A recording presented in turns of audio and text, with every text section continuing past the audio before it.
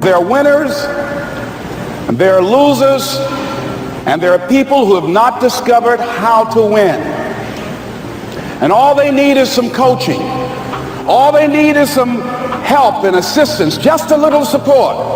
All they need is some insight or a different strategy, a plan of action to make some adjustments that will open up the key to a whole new future for them, that will give them access to the unlimited power that they have within themselves. That's all that they need.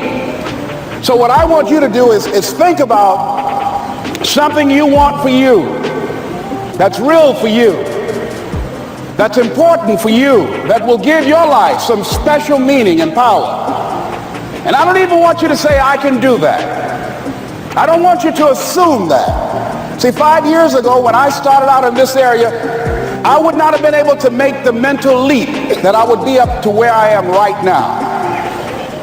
I don't want you to begin to just psych yourself out. No. I want you to be able to say something to yourself that will enable you to maintain a level of integrity with yourself.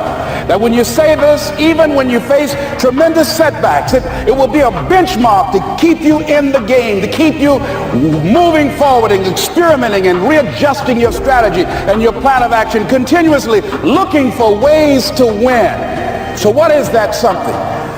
When you got an idea you want to move on, you might not have the money, you might not have the education, you might not have the support or the resources you need. What is that something that can keep us going, that will enable us to act on our dream? What's one of those keys that will begin to help us to discover the secrets to our dream? Here's what I want you to repeat after me, please, with power and conviction. Say, it's possible. It's possible. That's all I want you to do when you look at your dream. Just say to yourself every day, it's possible. Just say that every day to yourself, it's possible. Because what does that do? See, it begins to change your belief system. See, the way in which we operate, ladies and gentlemen, it's a manifestation of what we believe, what's possible for us. Whatever you've done up to this point, all that it really is a duplication, it's a reproduction of what you believe subconsciously that you deserve and what's possible for your life. Most people operate out of their personal history, out of their memory, things they have done, things they've experienced, things they've seen, things that they have observed. What I'm suggesting that you operate out of a larger vision of yourself. I want you to see yourself doing what you want to do, experiencing what you want to experience, having what you want to have, doing what it is that gives your life some meaning and value. Operate out of your imagination, not your memory. Because whenever you look at where you want to go, I'm wanting to warn you, you will have some conversation back here after you go through the data that you've experienced in life saying you can't do it. And so what you want to begin to do is ignore that inner conversation. Well, most people, ladies and gentlemen, when something happens to them, what they do is they begin to believe that that's the way it is. That's the way it's always been. And they can't see the possibility of it being any different. Example, before April 1954, the common belief, the universal belief, because it had been tried again and again and again and people had failed, the belief was that man was not physically capable of breaking the 4-minute barrier, that he could not run a mile in less than 4 minutes. That was the belief on the planet. It had never been done. But here's what happened, ladies and gentlemen. Roger Bannister came along and he broke the 4-minute barrier. Now here's what's significant about that. Since that time, up to this day, over 20,000 people have done it, including high school kids. What changed? 20,000 people, what changed? Here's what happened when they got on the track. They knew it had been done.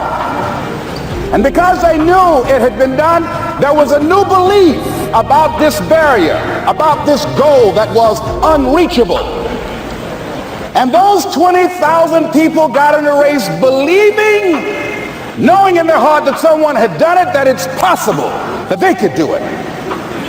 And I'm saying that if you know anybody that had some goal, some dream, something they wanted to do, And they did it, denying saying that you know in your heart that if someone has done it, then you can do it. It's possible. And that if someone can make their dream become a reality, that it's possible that you can make your dream become reality. And so as you begin to look at where you want to go, beginning to embrace that, it's possible. I'm blessed and highly favored. I've got a lot going for me. I got some good stuff in me. And it's possible that I can bring my greatness out here in the universe.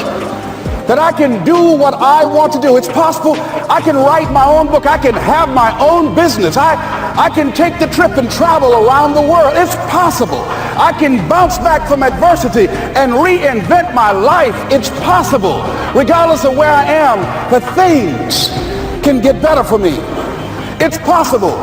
I'm thinking about two men right here in Chicago who are fairly successful, similar background, educated. They worked for a corporation for many years, and they were among many people that were laid off. Two guys who were very good friends. One went out looking for a job for several weeks along with the other one, and they faced disappointment and rejection again and again and again. They couldn't find any work, which is the story of many people across this country. One guy stopped. He became discouraged. He stopped going. He stayed home looking at television, became very argumentative and toxic with his wife, drinking beer, getting on the phone, talking to his other negative, unemployed friends. And he just gave up. The other guy kept looking for a job everywhere he could go. Every time he could get an opportunity, kept asking people, networking, checking the newspapers every day. Kept going everywhere he could, trying to find a job. You have too much education. You're overqualified. You won't be here long enough. He kept going. He kept going.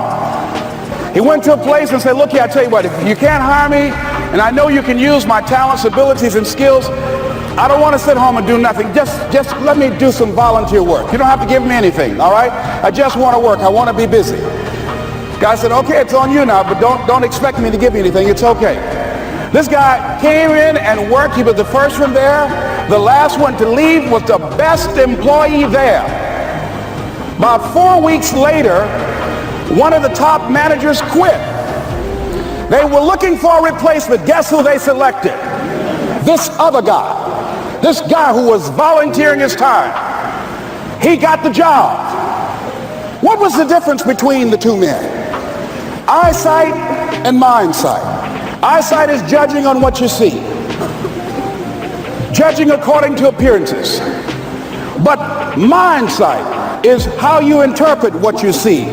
One guy said, it's not possible, it's over, I'm finished. I can't do it. I can't make it. He surrendered. I've faced rejection again and again. I'm not going anymore. There are no jobs out there. But this other guy, he felt that in spite of the no's and rejections, in spite of how bad the economy is, in spite of what the newspapers are saying, that it's possible that somebody somewhere will give me a job. He just kept going, thinking it was possible. And guess what, ladies and gentlemen? That's what we have to do with our dreams. Because things happen to you in life that you can never, ever anticipate. And many times when those things happen, you want to give up. I remember when I was in broadcasting, when I was a disc jockey, I became very controversial, not only being a disc jockey, but I felt that radio was something that you not only entertain people with, but you also empower them, you educate them. And I got fired. I didn't just leave, they fired me. That was a shock. I said, wait a minute. They took my microphone. I thought that was who I was. No, ladies and gentlemen, it wasn't. I had to do something else. And I didn't know what else I could do. See, here's what I'm looking at. What are the uses for your life right now that you haven't even reached for yet? See, I believe that when you don't have enough encouragement to act on your dreams or ideas, or you're not enlightened enough, that life will act on you. See, life had moved on me and said, Les Brown, you have outgrown this. It's time for you to do something else. Well, I wasn't enlightened enough. organized some disc jockeys and got my job back.